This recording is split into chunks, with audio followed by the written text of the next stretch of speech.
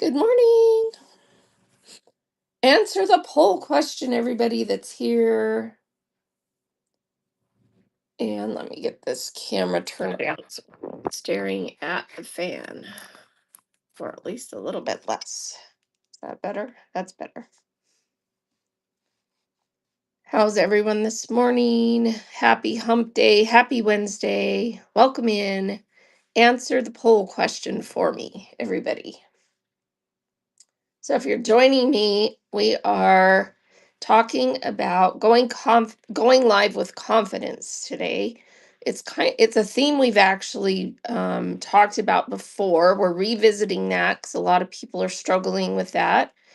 Please answer the poll question. So far I've got one person who has done one show and one person who's done 2 through 10 shows and no one else. So everybody, please answer the poll question. Just click on it on your screen and answer it on screen. So click on that poll question if you're here. Welcome in.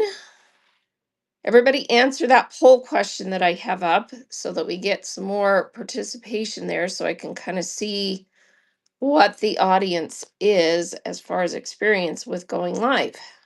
And I'm Dana. Welcome in. I see, let's see, who do I see here? Let me click that poll here.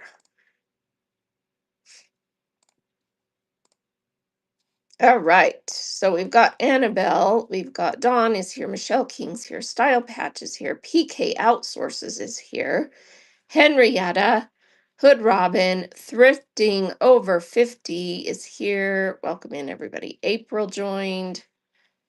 And so we've got more people than have answered the poll question. If you're not a seller, put 0 because you haven't gone live yet. So if you're waiting to get approved or thinking about selling, just put 0 in that poll question. All right, so far we have 2 at 0, 1 at 1 show, and then 2 people at 2 to 10. So answer the poll question there. Just click on the little thing. It'll let you answer by clicking. And Style Patch has gone on 1 time. Deals for Steals, welcome in. My voice is scratchy this morning. It's allergy season and I get a froggy throat at this time of year.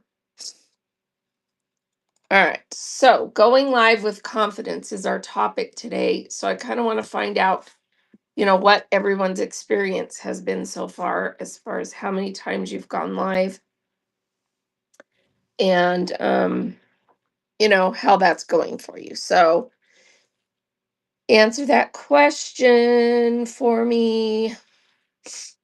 And it's summer, you guys, and so it's slow on Whatnot right now as far as there's a few categories that are humming that normally are humming no matter what time of year or time of day, but it's a slower season. So even for them, sales will slow down because people are going on vacation, people are outdoors doing things. And yeah, it's awkward when there's not a lot of people watching. It's true. So, it's a slower time of year. So I don't expect a huge audience today, but we'll do what we have and it'll hopefully be helpful for the people watching. Welcome in, Riles and Bling Cups. Welcome in. Also check out the show notes while I'm kind of waiting to see if we get a few more people in here, and then we'll start kind of talking about the topic today, which is going live with confidence. All right, let me see how many we have in there. We have 4, 5, 6, 7, 8 people who've responded. Nobody has done more than 10 lives so far. Interesting. Okay. So Dylan Ray, welcome in. Answer the poll question for me, please. And also read the show notes. The poll should just be right on your screen, and you can just click on the option that is applicable to you. And Sparky, welcome in. Answer our poll question, please. First show was awesome. Second was, let's see, a horror, but not six. Oh, was horror. Not sure what you're saying. Not successful, but I plan to get back on the horse. Okay. Sparky, good morning. And Vonnie, hey Vonnie, welcome in. All right, Secondhand Serenade is here. Welcome, welcome. All right, everybody answer that poll question. I'm going to get a giveaway started. Whatnot rebranded. So if you've been here a little bit, you've noticed. If you're brand new, you may not have noticed anything, but they rebranded. But I have a little bit of this Whatnot fabric left that I was originally given, bought some, and I been given some from other people who got some. So I made a couple of coasters. So we're gonna give these away. So what I'm saying is they, because of the rebranding, they haven't sent us any new merch to give away because they're waiting until they have some more stuff that is the new logo. So I'm gonna give this away. I made this, and so everybody getting the giveaway, someone's gonna win a cute Whatnot coaster handmade by me. And these are super easy to make. So if you sew and you want to know how to make these, message me. Oh, wait, let's see. Message me with your email and I can send you a link because there's like a little Facebook tutorial of how to make these. I didn't come up with the design. Super cute. All right, so get in that giveaway. And we have 6 people in here that have not gone live yet, 3 people that have gone live once, and 3 people that have gone live 2 to 10, and 1 person that has been live more than 10 times. Okay, interesting. Oh, thank you. Yeah, Whatnot earrings. These were made by someone who makes them on their 3D printer. Very cool. I don't know if they're still selling them on Whatnot. All right. So in the giveaway, and I'm going to pin a document that we're going to refer to, which we've referred to before. Let me find it here. Let me get that pinned. So this is the document I'm referring to when we're going to talk today about this topic. And if you haven't screenshotted all my documents, go to the shop. So just click on, so on your screen, just click on the shop right here, and then go to the auction tab. Whoops, I clicked the wrong thing. Go to the auction tab, and I have 9 different documents that you can go through and screenshot. And the way you screenshot, and let me just pick the one that we're working on today. So you just click the picture, and then click it again, and it makes it big, and you can take a screenshot. Okay, and then this one has 2 pages, so scroll over and screenshot both pages. Okay, and do that on all the documents if you haven't done that before, because you want to have all of these if you're newer and need help. All right, so a couple of months ago we had this topic, and so Vonnie, my daughters and I are seriously thinking about being a seller. Where to begin? Just a thought now. Okay, well, first of all, you begin by applying. And if you message me, I can send you the link to apply as a seller, because then it gets you fast tracked if you've been referred directly by another seller. So if you're thinking about it, let me send you the link, and then it can get you fast tracked. And they're really pretty much not being too discriminatory right now, but you do have to apply and show that you have enough items that you're going to be able to have inventory to sell. So anyway, And so that's where you start, is just get a link from someone on here, and I'm happy to sponsor you by sending you that link. Okay. A couple of months ago, when we talked about this topic, my husband, who sells with me, did a parody of the song "There Are Worse Things I Can Do" from Grease. You know that song that what's her name? Channing sang in the movie Grease. And so I want to read you the words. I'm not going to sing it. He dressed up as Stalker Channing and sang this song. It was hilarious. So let me read you the words. There are worse things I could do than go live and sell a thing or two. Even though the neighborhood thinks I'm crazy and it's no good. I suppose it could be true, but there are worse things I could do. I could use this face and bod, become the newest retail sales god. Pressure the customers to buy my stuff, promise them all kinds of fluff, then refuse to see it through. That's a thing I'd never do. I could sell at the swap meet. Ah, forget it. I'm not that cheap. Wait around every single day waiting for things to sell on the bay, on a dream that won't come true. I could give up on hopes, spend all day watching the soaps, but I can't quit and not try. We just got a winner. Vonnie, congrats. You just won the giveaway.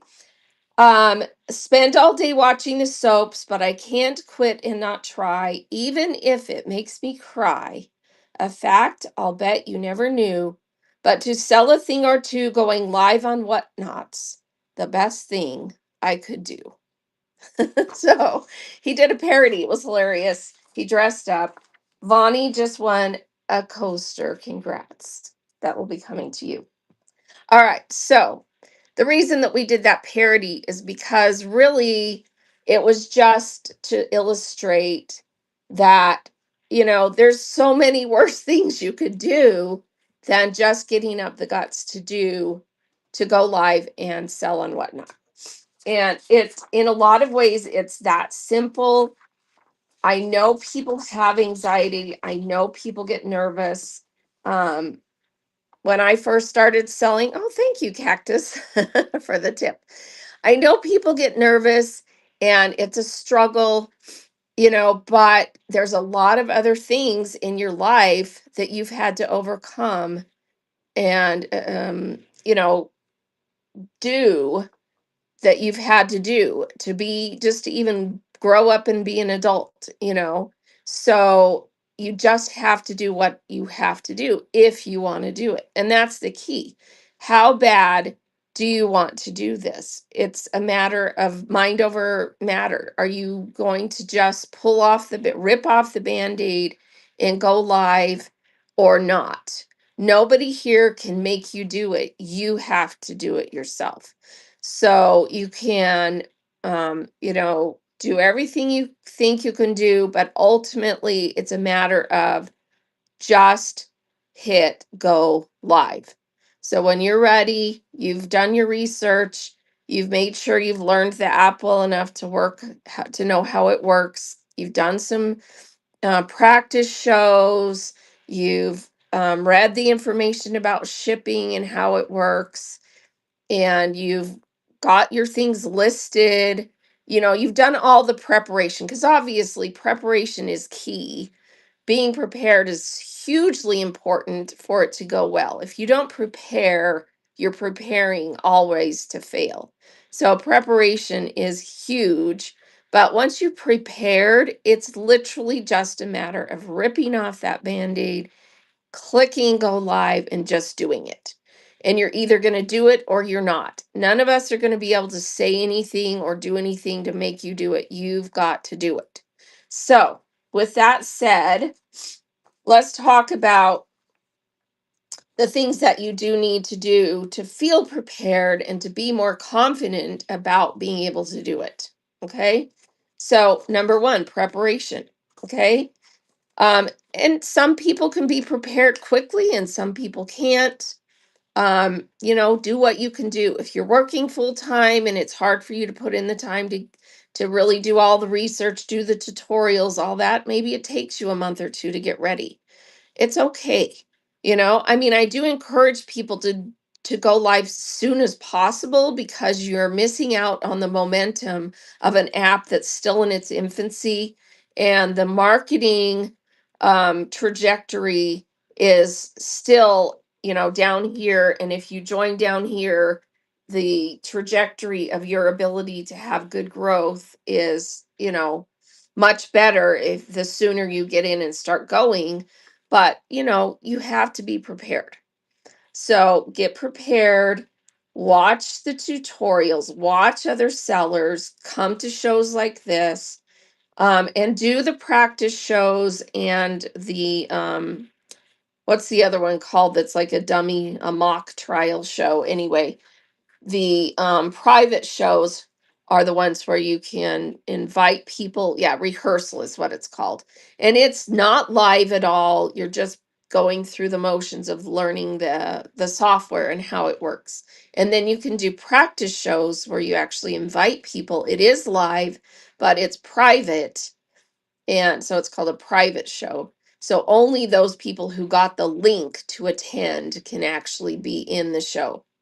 Okay? Do all those. Um, make sure your setup is good. That private show, yes, the private is so much better because it's actually live and you can actually see how things work. The rehearsal is really just the baby first step to get you acquainted with the software. Um, so, do all those things. And during those private shows, make sure you're asking everybody, how's my lighting? How's my sound? Can you see things? All that kind of feedback that you need. How's my internet connection? So that before you go live officially that all those things are good. Because the worst thing is to go live and not realize that your lighting sucks or your internet sucks or any of those kind of things, and then it kind of like destroys your first show before you even really got a chance, because people are just going to leave because they couldn't hear, couldn't see, whatever, right? So that's huge.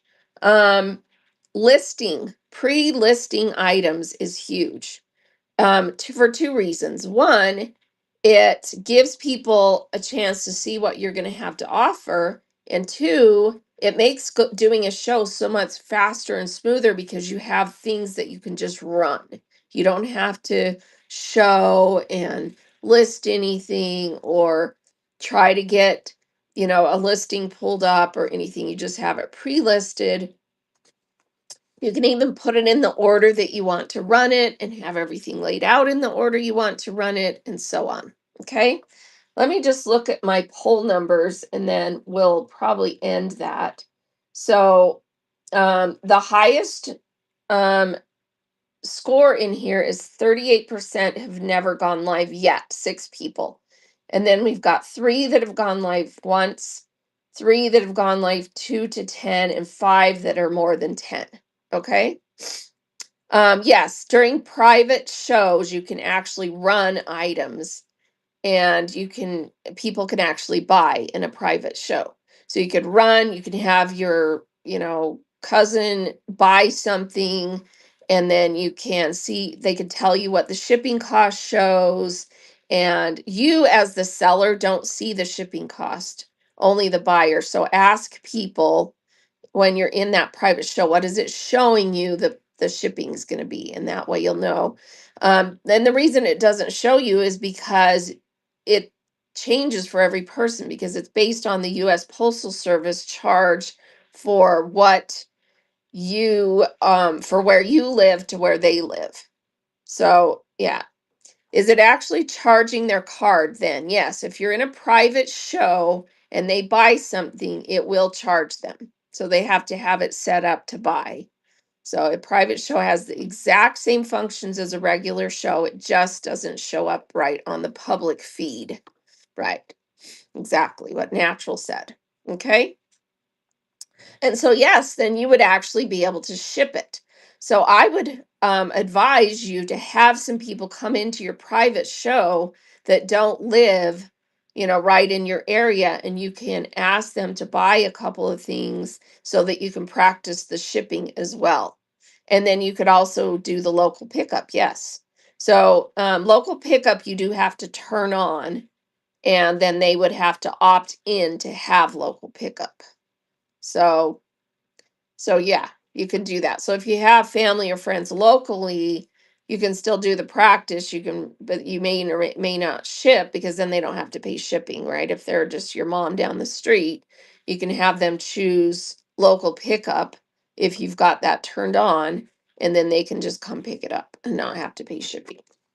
All right. So all the things that you do in a regular show are available in a private show. So definitely do a couple of those. All right. And then after you've prepared, um, one of the things that you need to do is get support. Get support from family and friends, but also get support from people on the app. So you should be networking. The minute you land here, start networking if you're going to plan on selling. And I would say, if you're going to plan on selling from the very beginning, you should already have a username in mind that you want to use as a seller. If you signed up and decide to sell later and your username is not the greatest for what you're going to sell, change it before you start selling so that there's no confusion about your username. Um, and if you didn't know that you were going to sell and then you decide you're going to sell, just put it on your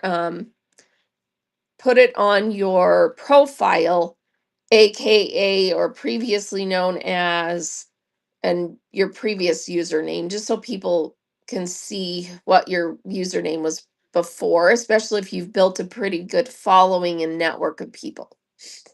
All right. And then the other thing on here is to kind of find a mantra or a mindset that helps you kind of get past that, nervousness to go live. I don't know what that is. It's different for everybody. Something that, a simple affirmation that you do, something that you love, a saying that you can use to motivate yourself. Come up with something that you do or say that is like, okay, boom, I'm going live. Um, and then the next one on here is engage and have fun. And I've been saying lately, if you're on here going live and you're not having fun, something's wrong, because really this should be a lot of fun and for you. And I mean, I know the nervousness isn't fun, but once you go live and get past that, you should be having a lot of fun, and that should come through to your audience. And if you're not, I'll be honest with you, you're probably not going to be very successful on this app, because people can sense that you're aggravated or you're nervous or you don't enjoy it or you're not passionate about what you're doing. So maybe a different kind of platform where that part of you doesn't have to come through, and you're just, because you just can't get over that and have fun. Maybe live selling isn't for you. Not everybody is going to want to do this, and that's okay. That's okay, but you can still, come and shop and have fun and enjoy the social aspects of it. But if it's not for you, it's not for you. Don't stress about it. Okay. um Get the chat involved. Do things, when you go live, you need to have conversations. You need to be able to do things to engage people and keep them in the room and help them want to be there. And, that could be hard, but maybe have some things written down, some notes written down, a script, some things that you're going to do, some icebreakers that you're going to do, have something you're going to talk about, a topic, share something, um, Yeah, the only awkward thing I find is not seeing or hearing the viewers. Yeah, that is awkward because they only interact through chatting with you, right? But I think it's a lot of how of one way to picture it is that you are kind of acting. It's kind of like being on a stage doing a one what is that called? A one person show where you're on stage acting. It's kind of a little bit like that because, yeah, you don't actually get to interact with your audience. So if you're doing a show like that, if you've ever done acting or, where you were in drama in high school or something, you know what I mean, where you're doing that, you don't actually interact with the audience necessarily in most kinds of scenarios like that. It's kind of like that. You have to kind of picture it like that. And picture it like as if you are. Okay? And then really it comes down to after you've done all those things, you just have to hit go live. And again, I can't make you do that. Nobody else can make you do that. You've got to decide, I'm going to do this. Okay? And I will tell you, it gets easier every time, but you still are going to always get nervous because it's just like any other thing that you might do in life where you're in front of other people, you know, and that's okay. That nervousness is good. That nervousness actually motivates you to, be better, improve, learn how to be a better public speaker, learn how to be in front of people better. That little bit of nervousness is what kind of gives you that adrenaline to be exciting and fun and do all the things you want to do. Um be patient with yourself because, don't beat yourself up. There's be patient, take what the time you need and so on. So my nervousness is when there's nobody in the room, conversation topics to an empty void. Yeah, I know that's hard. Do it anyway. Pretend like you have an audience there that you're talking to. Kind of picture as if you're on TV. Okay. Now, I know a lot of shows have live audiences, and that's the reason they have live audiences because they get more interaction, right? But not all TV shows are going to have a live audience. I mean, you got people out there doing podcasts now and shows now where they're just sitting in their den at home, right? And they have to pretend that they're interacting with an audience. You're going to have to do the same thing. So come up with the things that you're going to talk about, things you're going to share. And as you get going, because here's the thing, if you're not doing that, if you're just sitting there waiting for people to come and you're not talking and you're not doing things, as people do start to come, are they going to stay? If they come in and it's silence and the screen is just on some stuff that they don't know what it is, are they going to stay? No. So you've got to pretend like you've got an audience that are chatting and interacting and all of that stuff. Now, it does help if you can get some moderators, get some family, get some friends to definitely be in the audience with you those first few times. If you've built that network on here, if you've been out networking and building up and inviting people to your first show, they'll show up and they'll be great and you'll have an audience and it won't be so awkward. So do that so that it isn't as awkward, that you do have an audience and you do have some people that you can trust, that they'll come in and start hearting you and saying things and asking to see things and so on. So that's why it's huge to get that community support before you go live. All right. The second page of this document has some quotes from some different sellers that are on the community support team. Let me just tell you a few of them. Well, my favorite quote on this page, yeah, if they actually show up, and I mean sometimes they won't. Sometimes they won't. I mean, life happens, but do the best you can to get some people there, right? I, I've been invited to lots of things, and life happens. I have a granddaughter. I and I couldn't make it to shows last night. So that's life, but do the best you can. Rely on the people in your life that can show up for sure. How do you add a moderator? It is so simple. So in the chat, you just click their name. And so I'm going to click your name, Deals for Steals. And let me just show you on here. Let me show you on this one, and that will make it. Okay, so Deals for Steals. First of all, let me get you followed. That would be nice, huh? All right, Deals for Steals. I'm just going to click your name on the screen and see it brings up this menu, and it gives you some options: view profile, message, mention in chat, and allow to mod. All right, so I'm just going to click allow to moderate and say yes. And now give me a comment, Deals for Steals, and you'll see that you've now been modded. Okay, that's how simple it is. All right, so you're now moderating in the chat. Hey, Olga's Finds. Let's see. How do you handle no sales for an extended period of time during the show? If nothing sells from continuous running, etc., for 30 minutes, do you end your live? No, you do not. And here's why. The magic time for you to actually start having people come in enough and buy something is 1 hour minimum. 1 hour. If you don't stay on at least an hour and you keep going live 30 minutes, no one's buying, I end, 30 minutes, no one's buying, I end, you're never going to get anywhere.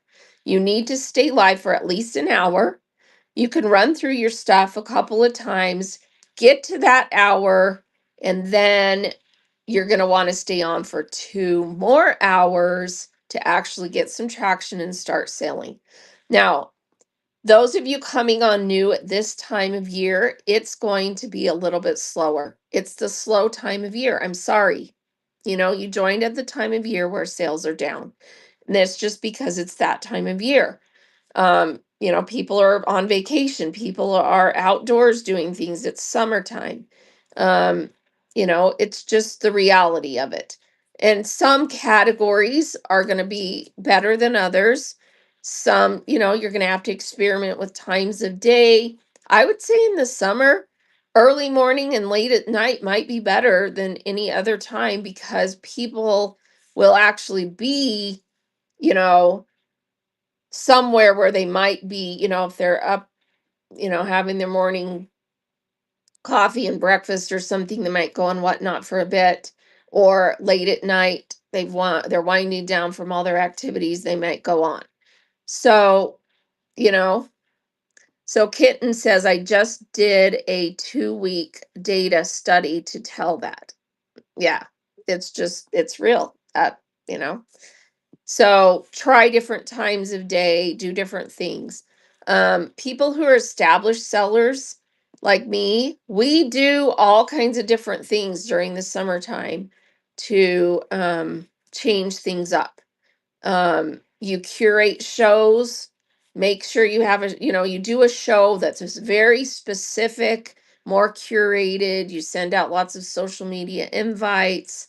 You have, pictures and videos, and you experiment with different times. You maybe have fewer shows, but stay on longer.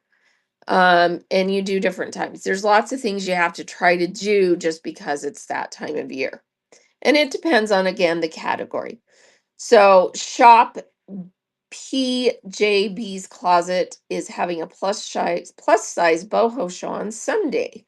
So everybody give her a follow and a bookmark. Appreciate you shouting yourself out. Please do shout yourselves out.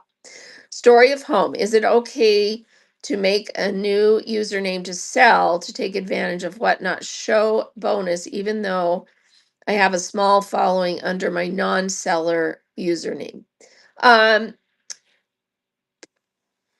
so yes, if you feel like you're going to be able to do it fast enough and then be able to go live to take advantage of it, if you feel like it's worth it to you, then yeah.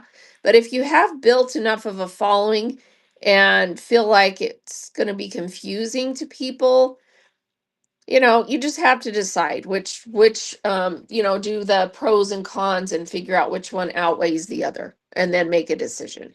But if you don't, but Story of Home, I kind of like your username. So what are you going to sell that you wouldn't want to sell under that name? So, that you just have to decide. How do you invite people to your shows? Well, there's several ways, but it's really spammy to just randomly start sending your show link to whoever. Don't do that. Invite specific people, that have expressed interest or that you've made friends with, or you have a group chat with. But then otherwise, you should be inviting through social media. That's the best way. Okay. So the best way is to invite on social media, on your Facebook, your Instagram, your TikTok, whatever, wherever else, YouTube, that you have a presence. That's the best way to invite. Okay. Dawn says, I ran second show 1 hour. I really tried hard showing items and holding conversation, 0 sales, but I got over it and ready to move forward anyway. Yes. So, and that's probably more the norm, Dawn, than it is the exception. It's more normal for people to have a first show and not get any sales and not get very many people in the room, and especially this time of year. It's just tough, because it's a slower time. Don't give up. You got to go on. You got to do all those things and then stay on past that first hour and try and get, some more traction. Okay. And experiment with different times of day as well. Oh, you sent me a message with the results. Very cool. Let me pull that up. So that'll be interesting to look at. So let me just go on and look at my messages here. And thanks for sharing. All right, so categories data study. After a 2-week study of hourly data collection comparing the number of buyers online versus the number of live shows, I was able to determine what times and days there are more buyers to populate the least number of live shows. Here are the results of optimal times to do your live shows in the categories that I studied. Okay, women's contemporary, all categories, or women, all categories. Sundays, 6 a.m. was the highest, and Monday, 3:30 a.m. was the highest. But that's just, optimal number of buyers versus sellers on, correct? That's kind of how it was. And then she did one on bags. The bag category came up Tuesday, 11:30, Thursday, 7 p.m. Okay. And then jewelry, Sunday, 6 a.m. Estate sales, Tuesday, 11 a.m. Kids, Sunday, 6 a.m. So message Kitten if you want a copy of this, I guess, if you're willing to share it with other people. Kids, Sunday, 6 a.m. Beauty, Sunday, 2 p.m. And then we've got home category, Thursday, 7 p.m. This is interesting because notice that in the different categories, I do see one common theme, and that is Tuesday is coming up more than Tuesdays and Sundays are coming up the most, it looks like to me. But there's different ones. So arts, Monday, 11:30. Okay. So yeah, interesting. What time zone is Kitten in? Let's see. She doesn't say on here. So do you mind sharing what time zone you're in so they can kind of know what you were looking at as far as time? I will say one thing. There is an optimal time across all time zones that you capture the biggest audience, and that's about 4:30 in the afternoon. In So like if it's 4:30 in Pacific time whatever time that is across all time zones. So Pacific 4:30 gives you 5:30, 6:30, and 7:30 across the coast. So that would be 7:30 East Coast, 4:30 Pacific. That is like the time when most people are on, but or people are buyers are on, but that's also the most crowded time for selling. So, yeah. Okay. Let me catch up here in the chat. All right. So, did she share Central Time? So, she did it for 2 weeks, Central Time. Okay. So she was looking at those categories and seeing how many people were live selling, and then you were looking at how many people were in their shows. Is that how you were able to extrapolate it? Okay. Yeah, the women's category is very saturated. So here's the key though. No matter what, you're looking at something like that, which is amazing data that she put together, right? But looking at something like that, no matter how much that optimal time is, if you find that optimal time and go on, it doesn't fix anything else other than that you're on at the optimal time. It doesn't fix that you don't have good products. It doesn't fix that you're not engaging. It doesn't fix that your lighting and your sound suck. It doesn't fix any of those other things.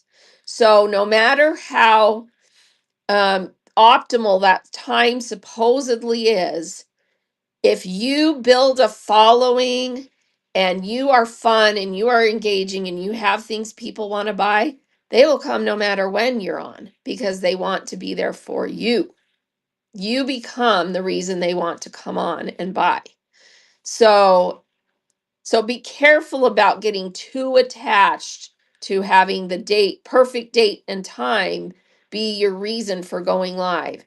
You need to be, because honestly, there's people that work full time and the only time they can be on is certain hours, right? Because this is side gig trying to build up a business. So you've got to go live when you can go live. And doing all the other things to make it magical is what's going to make it work no matter when you go on. There's people that they are their brand, and when they go live, they get an audience, no matter what time of day it is. It could be 3 in the morning, and they're going to get an audience because they just are. Okay. So keep in mind that. Now, is it going to help you when you're new to try and find that good time? Yes, of course. So try and experiment with when it's going to work. But keep in mind, it's got to work for you. You don't want to completely upheave your whole life just to go on at a certain time, right? Okay. I see people say a lot they're watching someone's show while at work because they want to see that person and shop from them. Exactly. Exactly. You need to become the person's and the show they don't want to miss. Right? And on here, it's not like you can record it and shop still. You can't. You've got to be there to not miss the live auction if you want to be there. So that's how you need to kind of have that mentality of you need to build it so that if you've got what they want, they're going to come when you can go live. Okay. And consistency, I think, is huge because, like Kitten was saying, consistency is huge because people then go, they have in their mind, just like your favorite TV show comes on Tuesdays at 7. Well, if your favorite seller who you want to be there for every show comes on Wednesdays at 4, you're going to make it happen. Not that everybody always can, life happens. But if you get enough people that want to be there, you're going to have a consistently good audience. And remember this too. This is important. It only takes 2 buyers who want the same thing for you to sell something and have it get bid up. Okay, remember that. It only takes two. You could have an audience of two people buying, competing against each other for for an item and still have a successful show. Now, you know, obviously you want more than two people in there buying, but it only really takes two. Just remember that. Because you only really need two people that want the same item for them to come in and want to bid it up. So, you know, there's a lot of factors about that. Okay. All right. So, going back to confidence. Let me end this poll so it's out of the way. Let me see. Where do I end the poll? Let me just look at the results again really quick. Did everyone that's here answer it? So, results of the poll are we have 38% of the people here have never gone live. So that's our highest number. Okay, so let me just take a picture of that on, I don't know how to take a picture of that on my iPad. So let me screenshot this really fast because I want to remember. Okay, and then let me end this poll so it's out of our way. All right. Thanks everyone for participating in that. Okay, so what do you mean by butter related items? So I missed a comment here. Let's see. It seems butter related items are the key right now. So tell us what that meant. Did I get a haircut? Yes, but I still have it pulled back, but I cut it like shoulder length because I'm for summer I usually do that. And then I'm going on this big trip next week. Thank you. And I wanted it short. Okay, so my current study is the algorithm and rules everyone are breaking and not getting caught yet. Interesting. Send me that one too. So, yeah, I mean, I think, you know, when I first went live on Whatnot almost 3 years ago, there was almost always a Whatnot moderator that would come into your show because they had enough employees that they could monitor people's shows, and it would show up. You would see someone come into your show that you didn't recognize, and they would have a little yellow controller next to their name. I don't even know if it still is what it shows. If you have a Whatnot employee come into your show, it would have this little Whatnot yellow controller. Has anyone seen that anytime recently? Anyway, so they were moderating shows and doing stuff. Well, now it's so huge. How in the heck are they going to find it? So they rely on other people to report things. So if you're in a show, and I know people don't want to report other people, I get that. But if you're in a show and they're doing something egregious, please report it because it gives all of us a bad name as sellers if they're doing things that are going to make people not want to come back and buy on Whatnot. So, you know, if it's just some minor thing that you're thinking they probably are new and they don't know, you know, probably don't report them.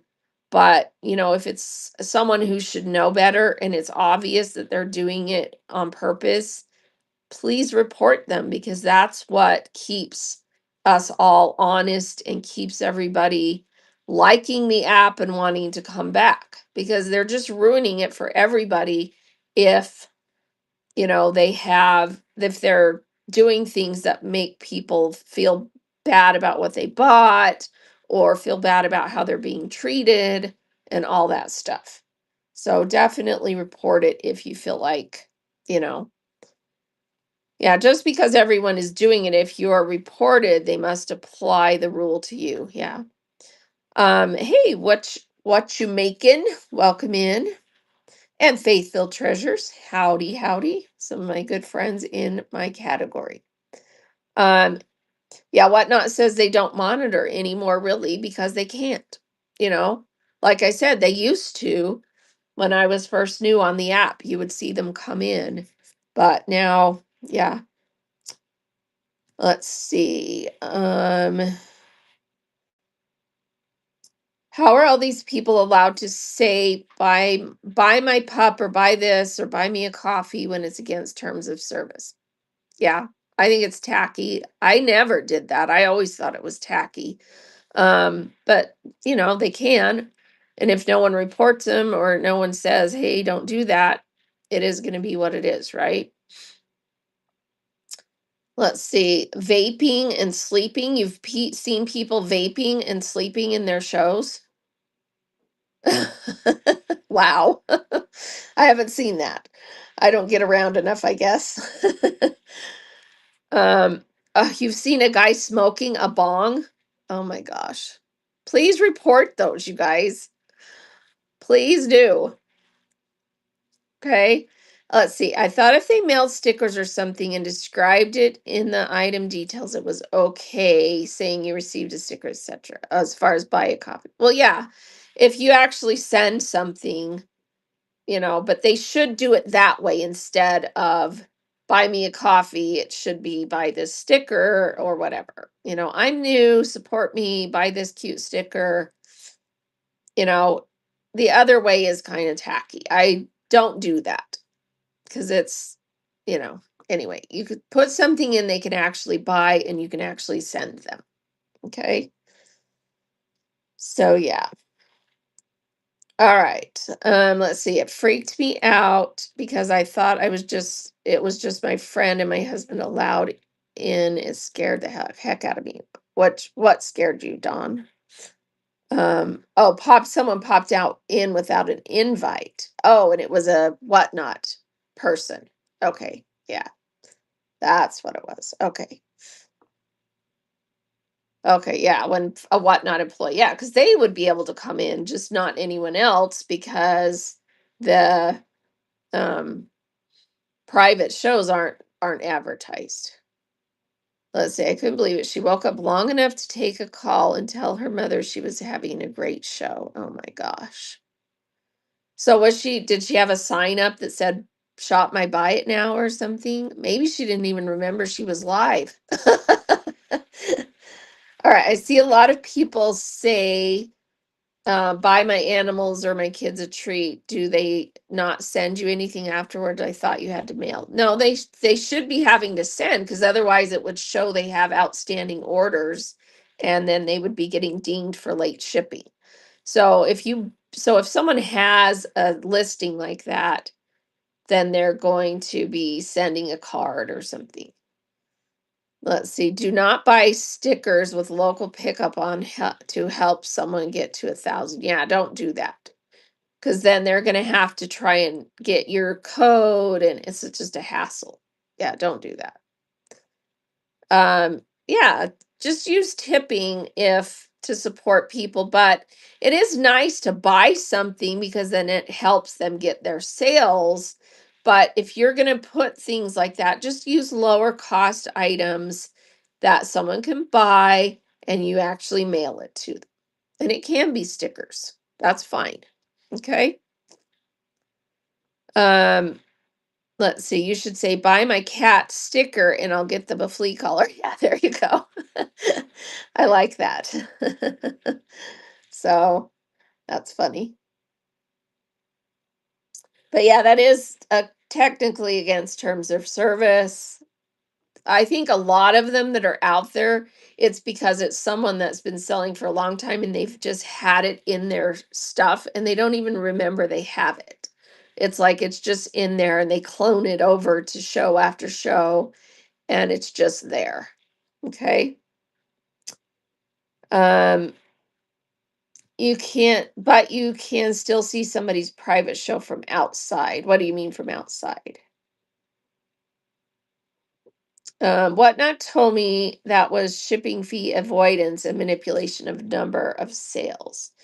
Oh, yeah, because because if they don't send it, then it is shipping fee avoidance for the local pickup. Yeah, because they're just trying to get sales and get their sales number up.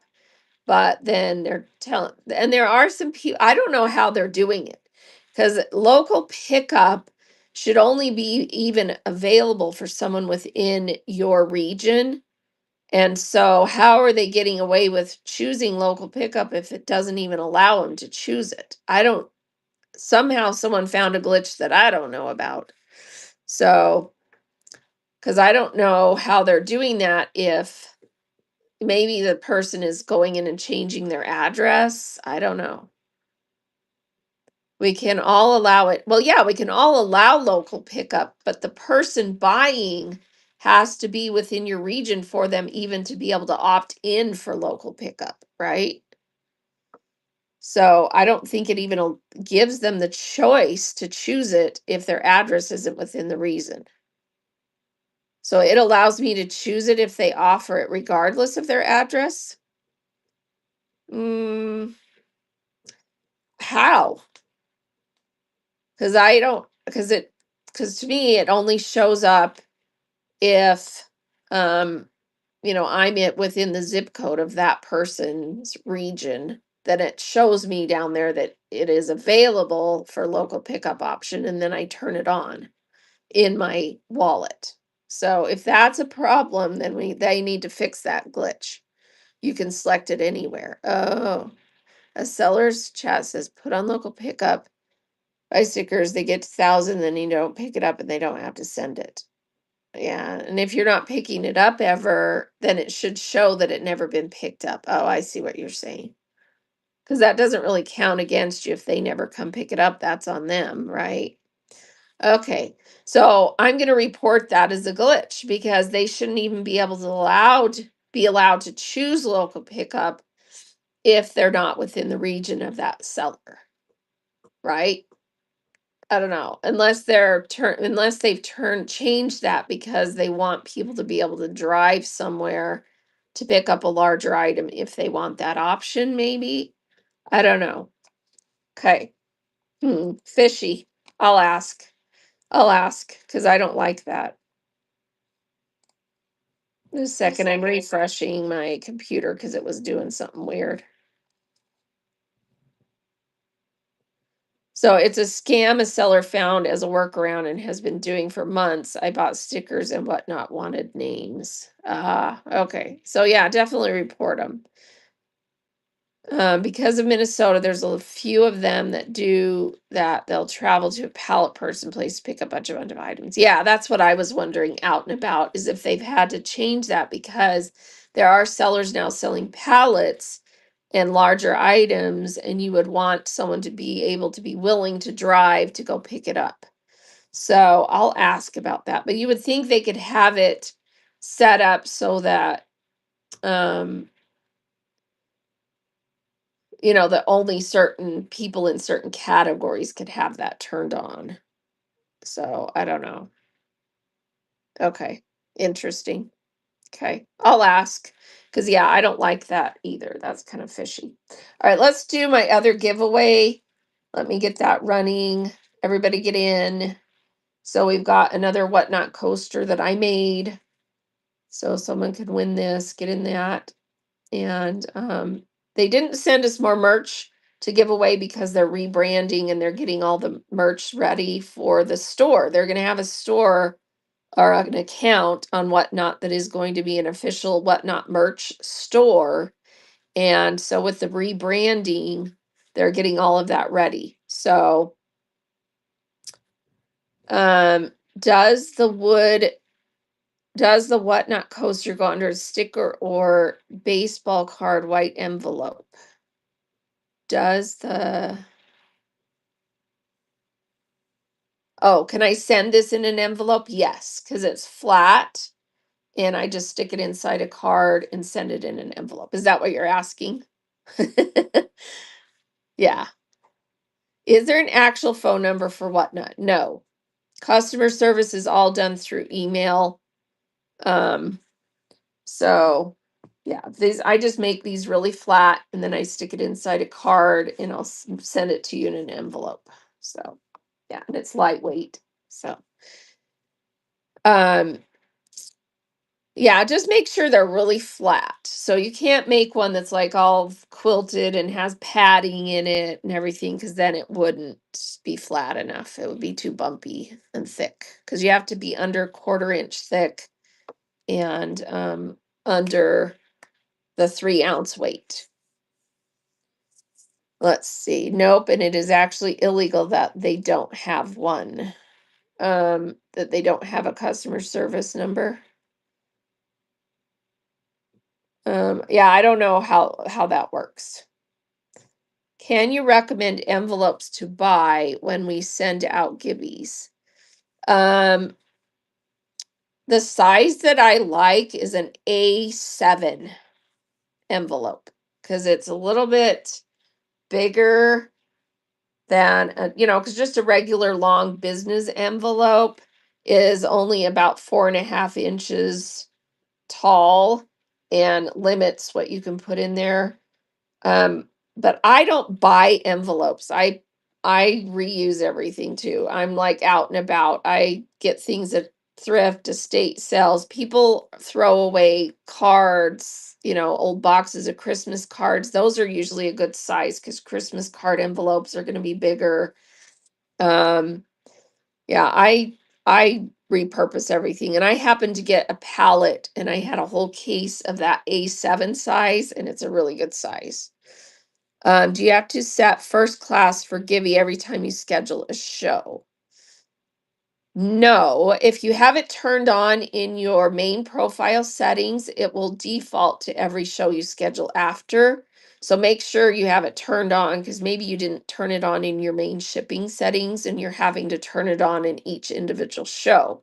But the key is once you turn it on in your individual set in your main settings, if you already had shows scheduled, you do need to go and turn it on in the shows you already had scheduled, because it doesn't automatically update them.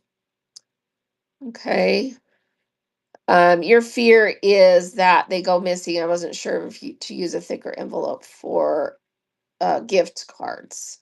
Yeah, the key with gift cards, I think, is when someone wins, give them the option to message you with an email, and then you can send them the code in email, and then they get it automatically, and then you still send it. And then both ways, either way, if it gets missing, they still have the code and can redeem it. Okay. So that's what I would do with gift cards if you're doing gift cards.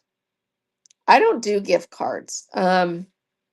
I don't know. The reason I don't do gift cards very often is because if most people are like me, I get a gift card, I put it in my wallet, and I forget about it forever. And then when I finally find it again, it's expired.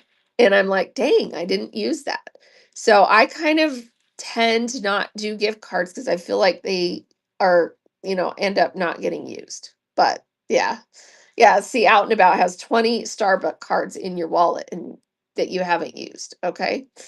If you have the stamp that says not machinable, you can send for $1.50, and it can be bumpy like pop sockets. Um, if you have the stamp that says not machinable. Yeah, but can you still do it with the reptile guy? You just won the coaster. Congrats. Um, can you still do that with the whatnot label though? Because if you've added weight and everything, but then you're saying it's not machinable, their label is supposed to be machinable. See what I'm saying? So I don't think that's so is it okay to ask people for their email? Well, yeah, and if they don't provide it, well then that's okay too. Say if you're okay with it, send me your email. I'll email you the code. If they don't share it, then they're going to have to wait for it to be mailed, right? Yeah, Whatnot does not track. Well, it's not Whatnot that tracks, it's the Postal Service. There's no tracking on envelopes. So that's the other thing. Don't send anything in an envelope that you're not willing to have no tracking on. So don't send anything. Well, for one thing, it's against terms to send anything valued over $20. So don't send anything in an envelope that you that you're okay with it not being tracked. So I honestly don't sell things usually that are in envelopes unless it's like a sticker. I'll sell stickers and a few other little things that can go in an envelope, but otherwise I don't, because I don't want people to be upset that they didn't get it. Let's see. Yeah, people will say they send out the gift cards and then they wait for a while and tell whatnot they were sent, and then they mark it delivered. So wait, let's see. People say that they sent the gift cards and then they wait a while and then tell whatnot they were sent. Oh, I see what you're saying. Yeah, so they're kind of cheating and saying they sent it, they really didn't, and nobody ever got them. Yeah. Well, here's the thing about stuff like that. People who are doing scammy stuff like that, it does come around. Sometimes it takes a while, but people will go, I was there. I want a gift card. I never got it. I'm not going back. Right? Because they'll just stop supporting that seller because they realize that seller's scammy and they're just not going to go support them anymore. So don't be like that. They'll eventually get shut down. It sometimes takes a while.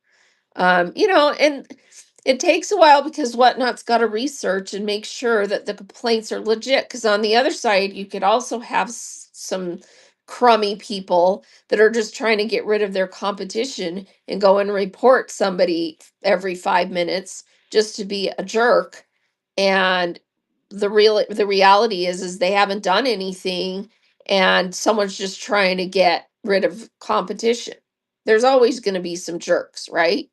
So they have to research it and make sure the complaints are legitimate. So, don't expect someone to immediately get banned or kicked off the app when you report something, right? Because they've got to research and make sure it's legitimate. Um, let's see, 2 buyers bought stickers to help me with 1K sales, but their postal service is saying it's delivered, but they message me and say they didn't receive it. Yeah, well, just say just tell them you'll, go buy a stamp and send them one in an envelope if you feel, because what is it to you to go buy, a stamp from the postal service and just send it to them? Because you could get their address off the original label, just handwrite it and send it again, you know? I mean, if they're going to be that much about a sticker, holy cow. Yeah, so there's always going to be jerks, but overall, I would say about 90% of the people on the app are not that way. They are, you know, positive, upbeat, part of the community, want to have fun, want to be positive, And here's the thing about selling on this app is, it will come back to bite you. Okay? So if you're that way, if you're on here in this chat right now and you're like, yeah, I'm going to be that way, it's only going to last so long. So if you don't want to provide good customer service, if you're here to scam people, if you're a jerk, if you're all of those things, okay, good luck. Have a nice little ride for a few months, and then it's going to come back to bite you and nobody's going to buy from you. So, yeah, there's going to be sellers like that, and they won't last very long. And unfortunately, they give us all a bad name. Please don't be one of those. You're not welcome. If that's who you are, go away. That's my 2 cents about that. And we just got rated from the Red Rooster, I think. Is that who I saw come on my screen? Red Rooster. The Red Rooster from the Great White North. Peace out to the Red Rooster. Thank you so much for the raid. And I did my 2 giveaways already, so sorry you didn't get a Whatnot coaster, but I'll make more for another show. So I was lucky to get these 2 made. So everybody, thank you for joining us, and please give the Red Rooster a follow. She's amazing. She's in Canada and she has amazing things that you can get from her, tips, tricks, and a lot of things that she has put together, like downloadable stickers and things you can use. So make sure you give her a follow. She does sell her chats almost daily. She lives on the freaking app, you guys. She's here. She is here. So make sure you're following the Red Rooster because she's amazing. How can we tell if someone is a scammer in our show? I heard people say that scammers come in and buy stuff, but bids aren't real. Um, Usually that happens if someone bids it way up and then it's kind of fishy and or if you have someone come in that's making weird comments, stuff like that. So, deja vu, may I sponsor the giveaway? What giveaway? Because I already did the two I had loaded. I don't have any more loaded. So, but if you want to sponsor a giveaway, um, there are some people that have giveaways that you can buy out of their Buy It Now and it sponsors. I don't do them simply because I'm in a niche category and I don't get huge audiences. I don't feel like it's to your advantage to buy stuff out of my and get a sponsored giveaway. Honestly, I don't feel like people get much out of it. So I don't do them. But thank you for offering to do that. But I don't have another one set up to run. So do you require buyers to be verified to purchase in your show? I do not. But again, I'm in a category that's a lot less drama. If you're in a category where there's a lot of drama, you might consider turning that on. But it does limit who can buy from you because a verified buyer has to have gone through and had everything verified. So, yeah. Sudden death auctions are often filled with fake bidders from my experience. Yeah. And what that means is you just, I don't know. Because a lot of times there'll be someone who just likes to have fun bidding something up. And then if they actually win, they might request to cancel and be like, oh crap, I accidentally did this or whatever. If you have that happen in your show, um, just kick them out, block them. Especially if they're doing weird things in addition to that. I've only had to block people a couple of times, but if it's someone that's showing that kind of behavior, just kick them out and block them. Be done with it. You don't need them, right? So, yeah, it is buying followers if you have someone that comes in and what's against the rules? Whatnot said is buying followers, buying time, not items.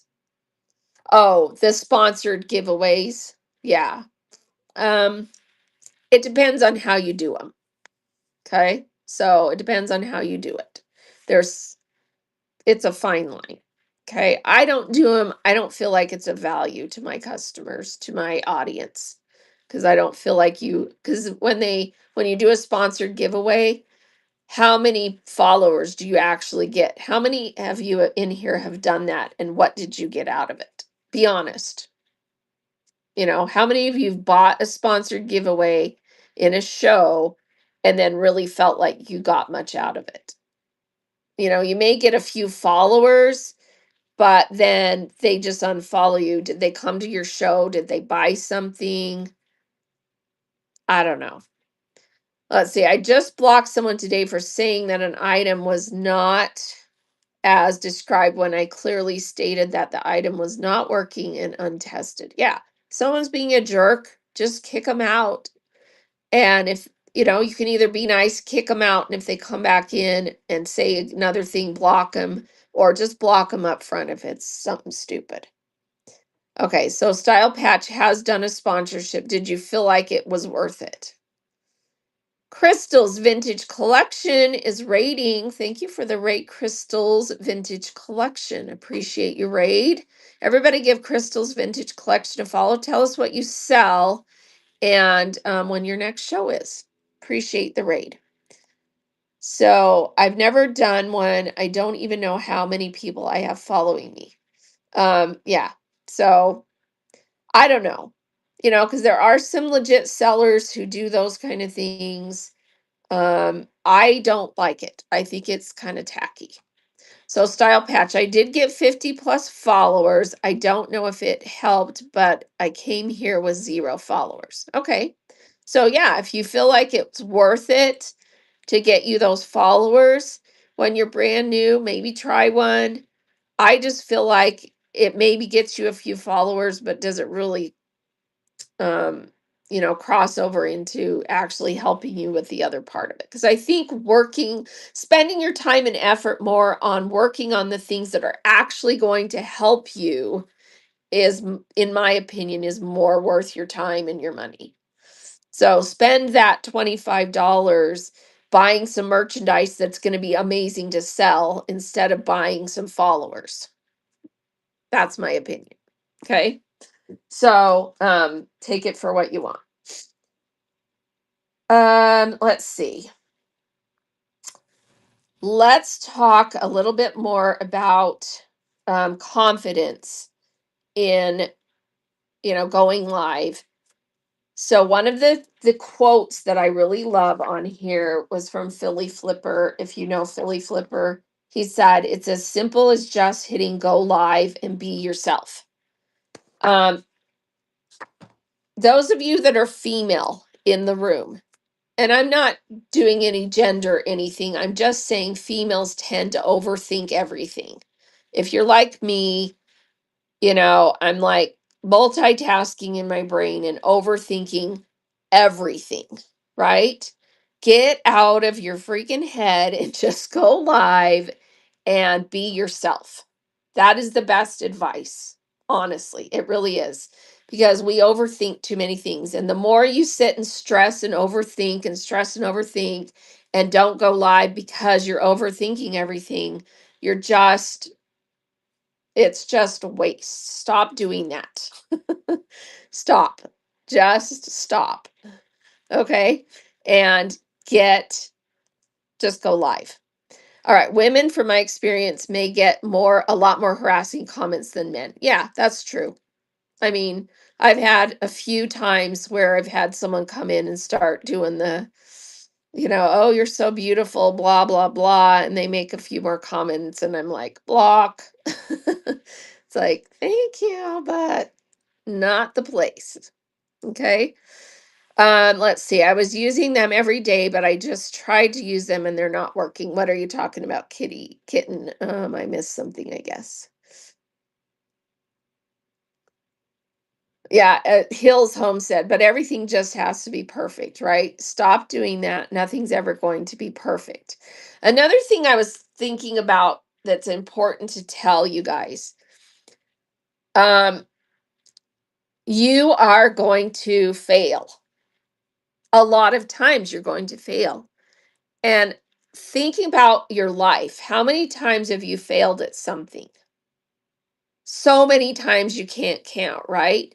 But it is our failures, it is those road bumps that allow us to then learn, try, pick yourself up, do it again, try it again. And if you allow failure to hold you down, then you're not doing life. You're not doing life because that is what life is. Life is all about learning, growing, changing, improving, doing something different, whatever. So don't look at failure as something that squashes you. Look at failure as an opportunity to grow, opportunity to change, opportunity to step up from that and do it different, opportunity to be something better, do something different, be something better. Failure is a stepping stone, not a land flat on your face. Okay. So failure is a step. All right. Yes. Learn and grow from your mistakes. Look at what you exceed at and use that to your advantage. Exactly. Canadian Brick Cafe. Don Mill, I've had failures over 60 years, but I get back up. That's the key. Get back up. Get back up and try again. Get back up. Just keep getting back up. I mean, literally, that's what we do every day in our lives anyway. We have to decide we're going to get out of bed, right? Deciding you're going to get out of bed is the first win for the day. If you've done that much, everything else is, a piece of cake, right? No. If you can get yourself out of bed every day, you've already achieved the hardest part of it all, right? Fail while no one is watching and as you find your tribe. Yes, exactly. Exactly. And thank you for all the hearts. Yep. So I'm saying the right things, right? I mean, everybody, that's the truth. It's the truth. You've got to learn to use your failures as the step up. The fail is the step below, you step up. Next fail, step up, step up. Just keep going up, keep getting up, keep going. Get yourself out of bed every day. Keep showing up. And that's the truth on this app. Show up. The more you keep showing up, the more you're going to continue to grow and get better.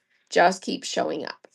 One of my buyers' item got to them shattered, and I've been beating myself up about it. I've tried to make it right, but they went quiet. You know what? Move on. Move on.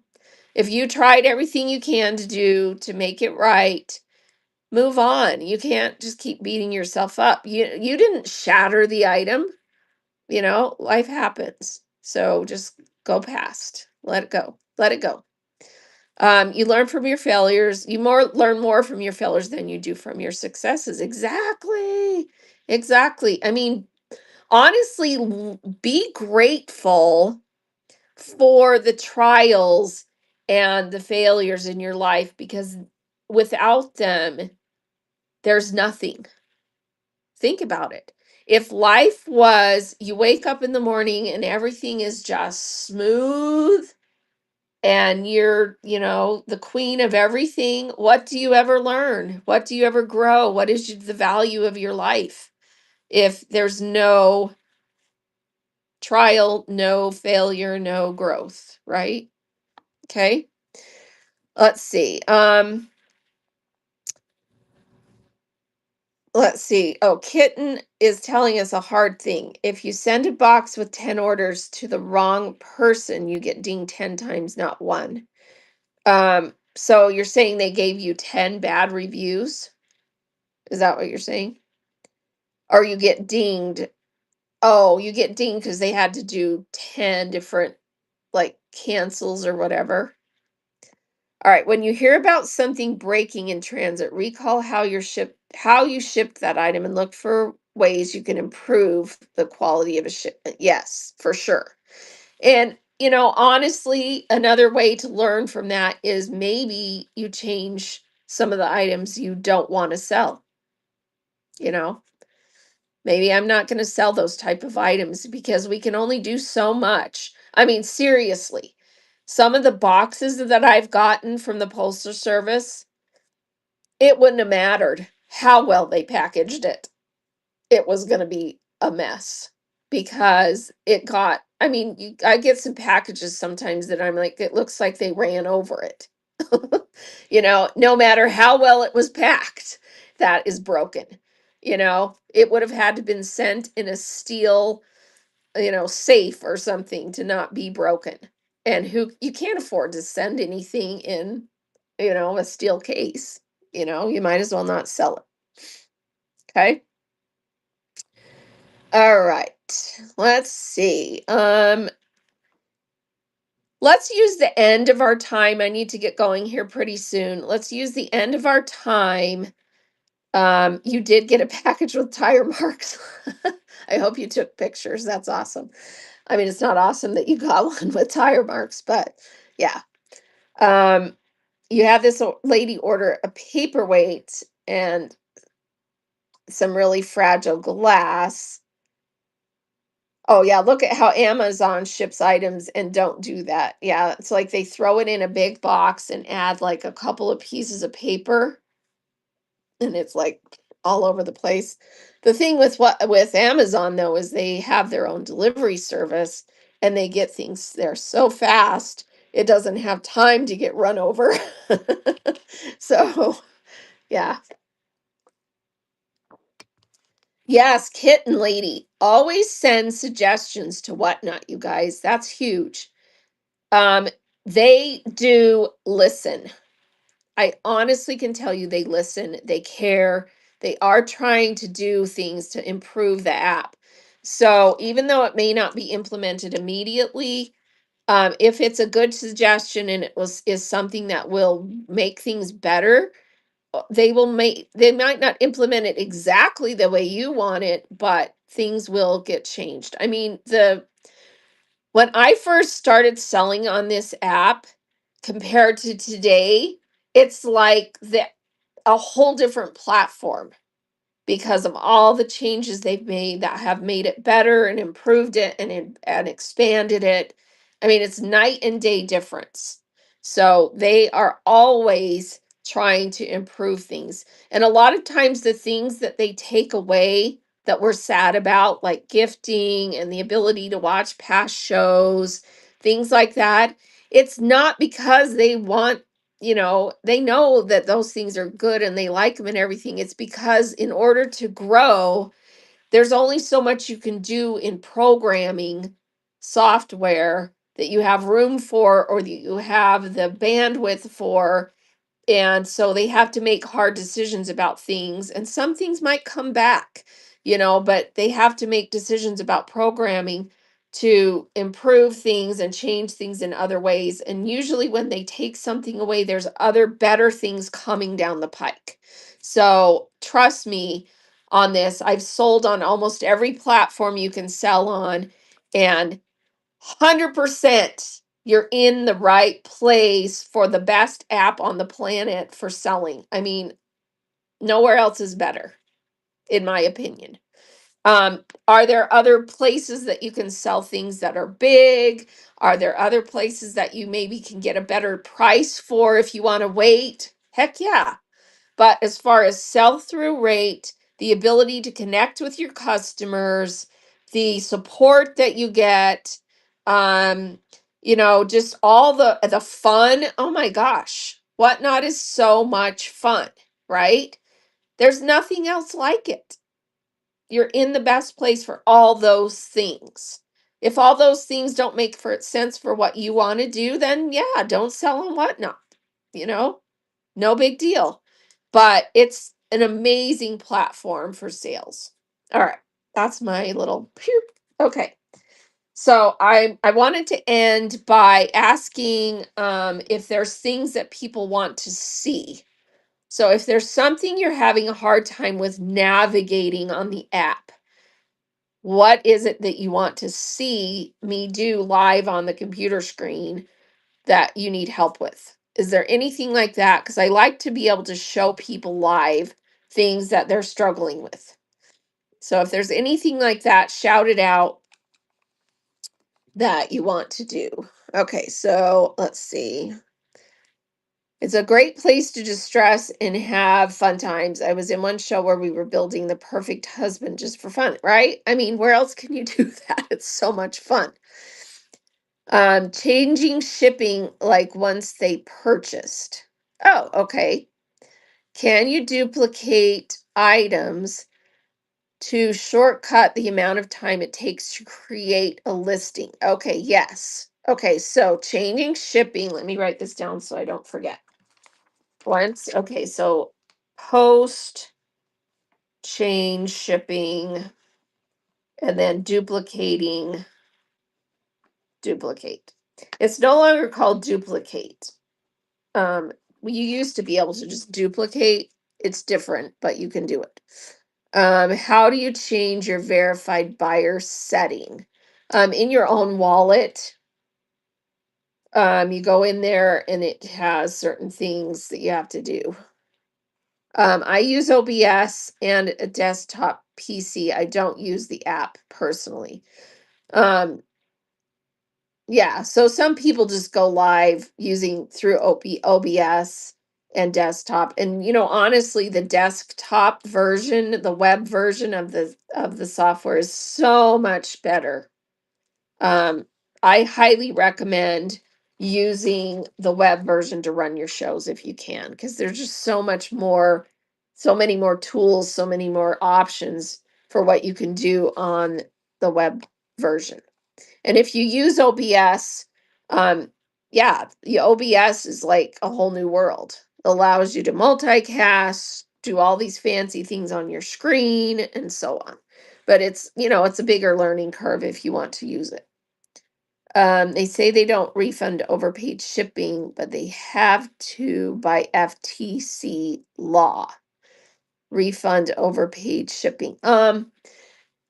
The way that Whatnot works with their smart bundling, if you as the seller put it a certain way, then that's all they know.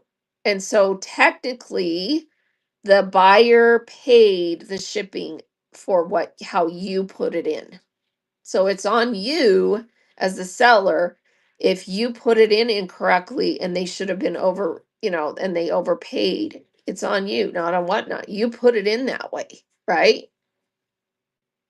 So that's why it's so important to list your items correctly with the correct shipping cost being charged to the customer, because if it on the back end they're due a refund, well then you didn't list it correctly, because the way that it's smart bundles is based on how you listed it. So you got to make sure you know how to do that. All right, so we're going to look at how to change something after the show when you go to ship it, if you want to change how you're shipping it. Now, this would be a scenario where, for example, maybe you need to unbundle because they bought too many things. That's a whole different thing, unbundling. But like if you want to change it from priority to flat rate because what they bought ends up fitting in a flat rate box, let's do that scenario. Okay. So I'm going to go to, let's see, I'm going to navigate to this show because we gave away those two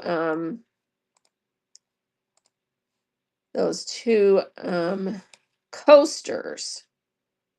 Let me see if it's going to show up this show yet. Yeah, here we go. All right, so Reptile Guy and Vonnie both won a coaster. And let's say that in this scenario, I decide that Reptile Guy needs his coaster mailed priority instead of ground because I want him to get it fast because he's like my best friend. And I'm going to pay for it. Okay, so let me just show you what I would do. So I'm going to try and not show anything here, but here is the Reptile Guy won the coaster, right? And so I'm going to come over here to the pencil. So you have to scroll all the way to the right, click the pencil. It's set up for ground advantage or for a letter, Well, if I want to change it and send it to him in a flat rate envelope because I want him to get it fast, I'm just going to click that on. And then I'm going to select the packaging. So let's say I want it to go in a padded envelope. Okay. Now it's going to show me down here that I have to pay or use one of my adjustments, right? Because that wasn't covered in what it originally was set up to do. Now this one is going to use one of my adjustments if I were going to do that. If it was outside of the adjustments, it would tell me, and it would tell me it's going to charge me. Okay? That's how you do it. You just turn it on or off. Flat rate on, flat rate off. Okay? And then you can change if you're going to send something not flat rate, you need to put in your dimensions and your weight because that is what controls what it charges for outside of flat rate. On flat rate, the only thing you have to do is select the package type. Okay. So flat rate, you just drop down the menu and pick envelope, legal, padded, small, medium, top load, medium side load, or large. Those are your options for flat rate.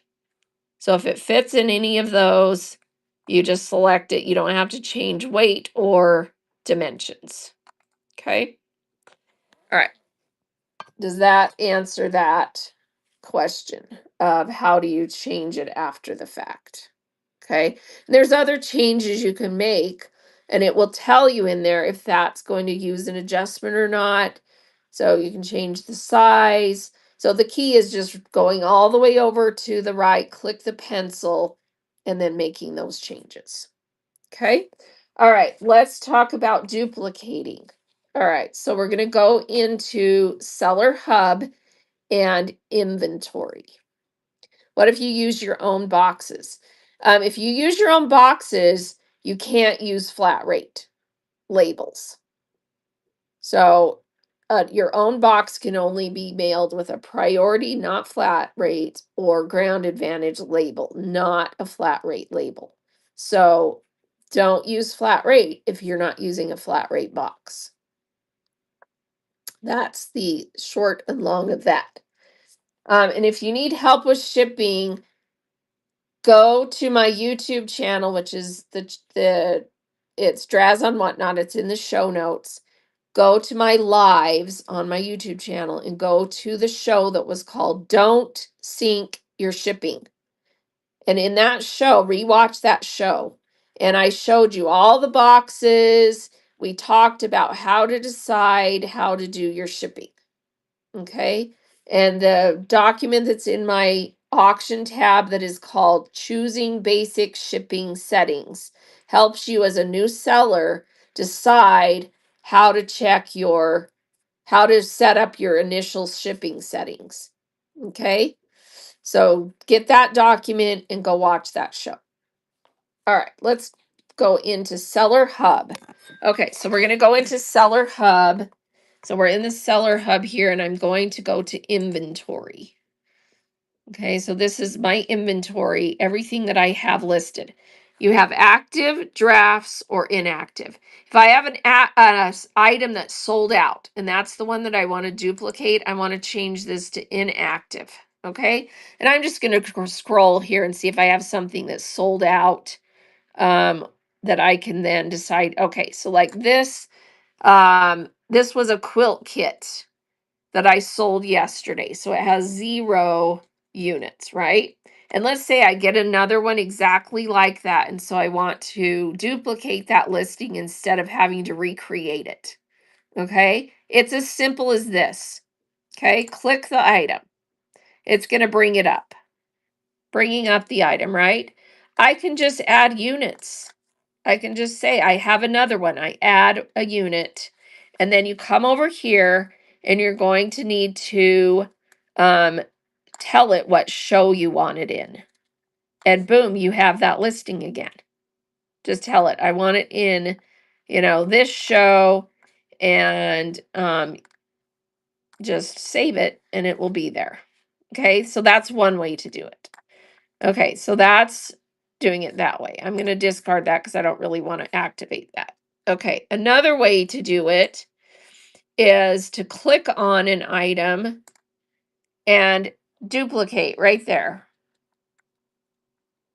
See that? So you just click it over here in the little box and click duplicate.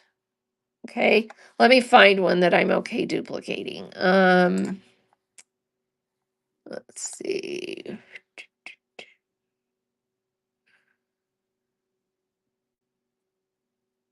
All right, I'll just click this. Okay, so duplicate. What it does is it says, are you sure you want to duplicate this product? It will be saved as a draft. Okay, so I'm going to duplicate it. There we go. And then I come up here, and in my drafts, I now have that item. See it? Okay. Now, I actually didn't want to duplicate that, but once you've duplicated it, shows up in drafts, then you're going to open it by clicking on it, and then you're going to put in how many units and where you want it, what shows you want it in, or if you're going to change it to a buy it now item, you can change it to buy it now by clicking here. Auction versus buy it now. Okay. So I'm going to cancel, and then I'm actually going to go out here to my drafts again. It's thinking about it. I don't know why it's taking its time on here. Let's see. I have notes in my inventory. Anyone can screenshot. The more you know, the better. Yes. Yes. Okay, so for some reason this is taking a while. Discard. Oh, there we go. Okay, so now I'm going to click on this and I'm going to delete it because I didn't actually want to duplicate it. So that's where you can delete an item as well. Okay, did that answer that? Did everyone see that clear enough? Everybody good? I'm trying to watch the chat. Yes, you're so welcome. And yes, shipping on here is cheap compared to most other options. You know, did we meet in Nashville? I've never been to Nashville. So if we did, it was my doppelganger. Because I've never been to Nashville. One of the places I would like to go, though. So, yeah. Yeah. Let's see. Even when the buyer pays all, just shipping, you just shipped a 3.5 pound book media flat rate, 1580 discounted on the bay. Here, 921. Yeah. I mean, that flat rate is a huge, huge thing. That 921 is a big deal. If you can send most of the items that you sell in flat rate and offer the buyer pays max 921, do it all day long. Even if you want to start out that way and lose a little bit of money, if you'll do that, it will help you build your audience because people will show up for shows that offer reduced shipping. It's just a fact. Statistically, it is a fact that people want reduced shipping. They want free shipping even more, but reduced shipping is better than nothing. So offer free shipping or reduced shipping if you can.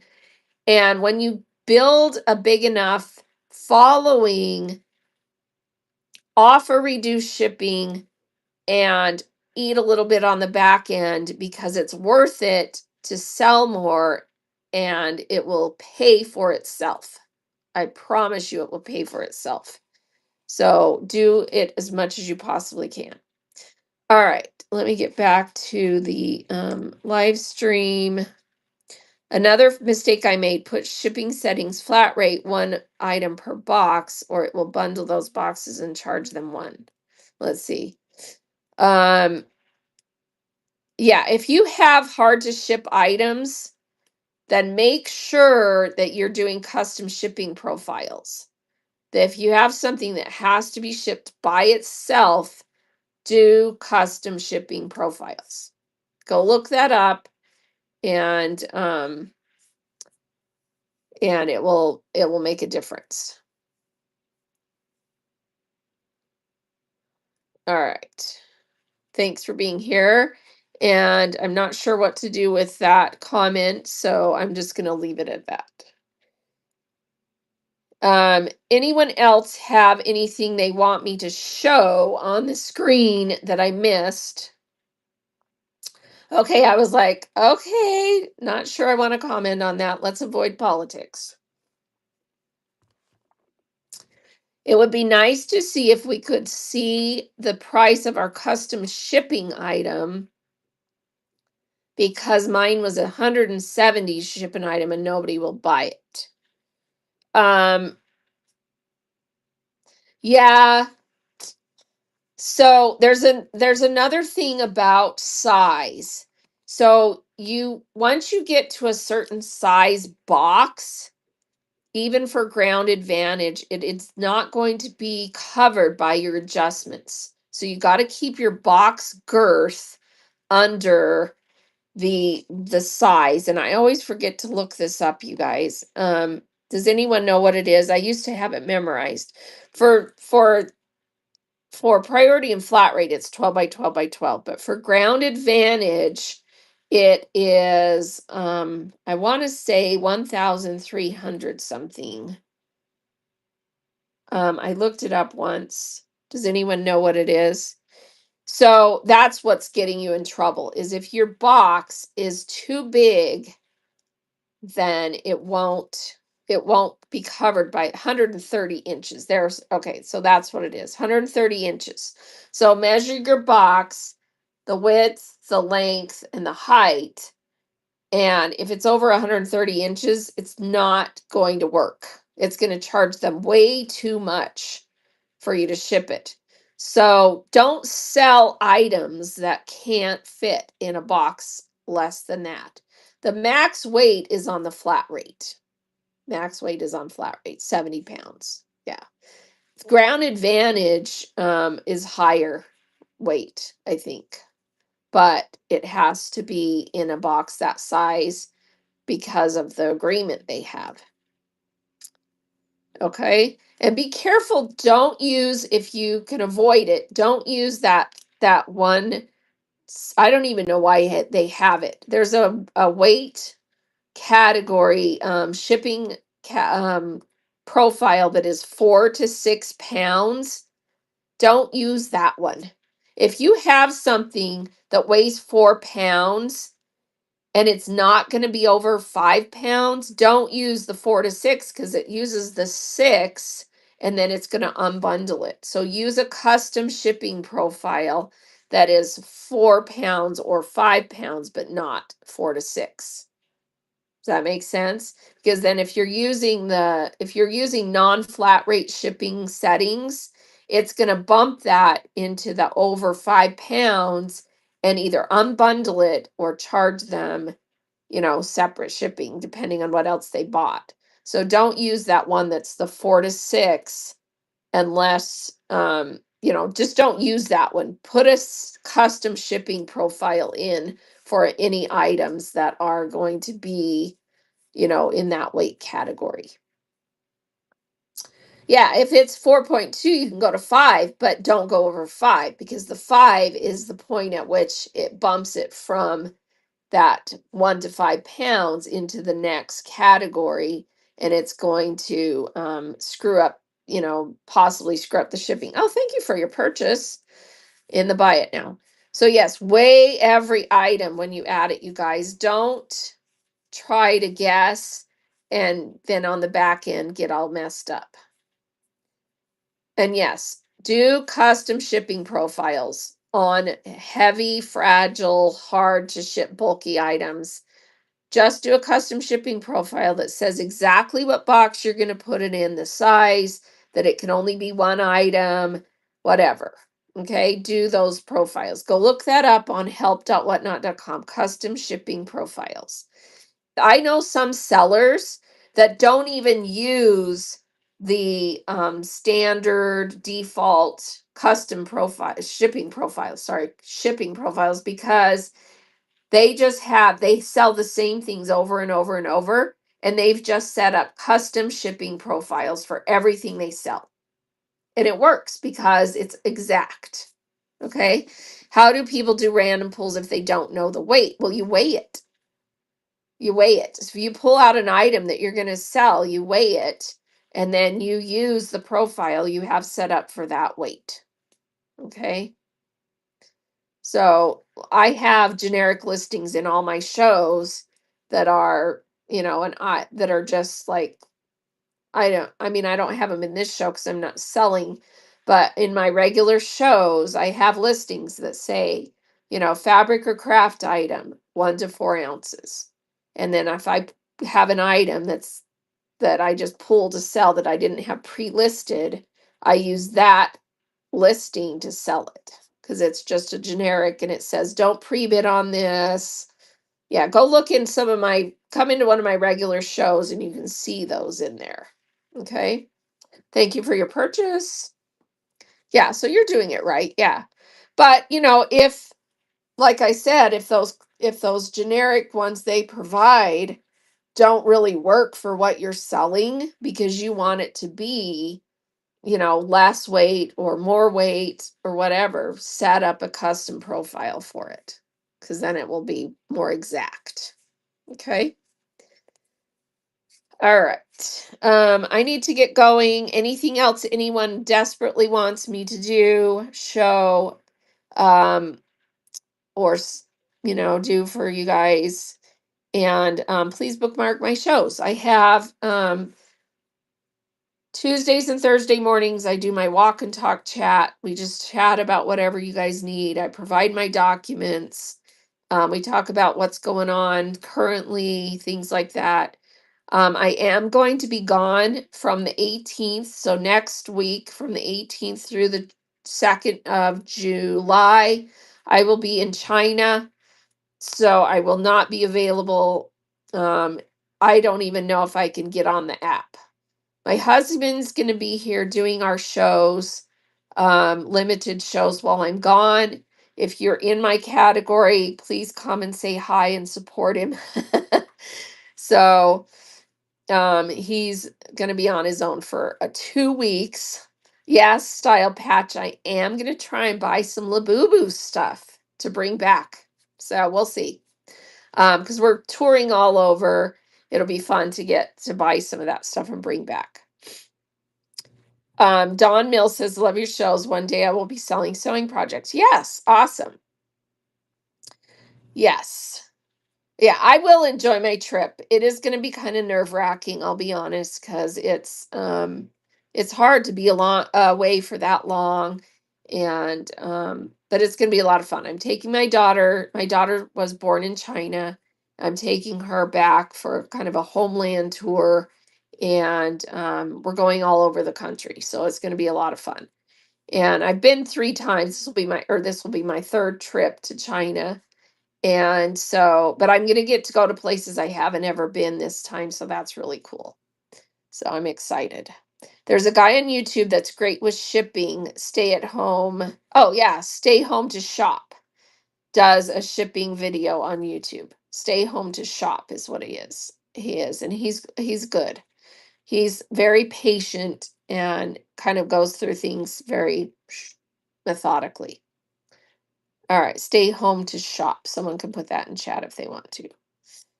Oh, thank you, Pamela. Thanks for being here. All right. Yeah, I like doing this. I have a background in training. I like doing it. I like giving back. The few people that were doing these kinds of shows when I was new, there were only a few. Were invaluable to me for helping me learn the app, and so I like to give back, and I enjoy it. So it's kind of my way to give back to the community. All right, so let's see. You use the average weight of all the items in your random pulls, whatnot, from what I recall, allows up to 3 shipping adjustments. Actually, 5. Maybe it's different in Canada. Here we get 5 shipping adjustments. Um, let's see. Yeah, if you say 4 to 10, it would charge for 10. So if you use that generic one that is 4 to 7 ounces, and the item you're selling is more like 4, right at 4, even with packaging, it's still going to put it at 7 ounces. So it is overestimating. So that's why I'm saying I sell fabric and crafts. It works for me, and I use flat rate reduced shipping. So kind of doesn't really matter. If someone buys 1 lightweight item, I send it Ground Advantage. If they buy 2 lightweight items, it goes Ground Advantage. Usually the third item puts them over a pound no matter what. And then they get the 921 and don't have to pay anymore after that, because I ship everything flat rate. Not everybody has that luxury, because if you sell things that it doesn't work to ship it that way, yeah. Okay. Another YouTuber does pricing.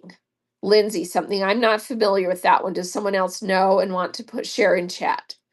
And pricing, we've talked about that before. There's a document in my auction tab that I can pin that is called, let's see, selling formats and pricing. So this one right here.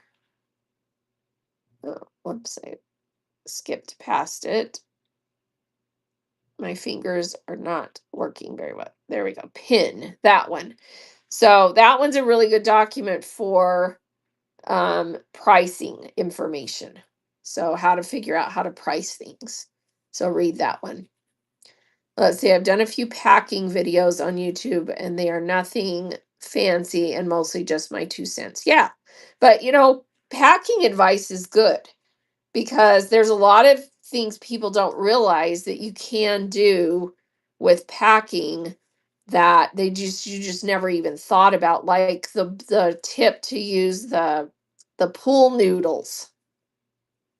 Whoever thought of that was like the first genius on the planet. Use pool noodles to pack things. You cut them and you put them on edges of things. Pool noodles. I mean, it's probably saved a ton of things that would have broken.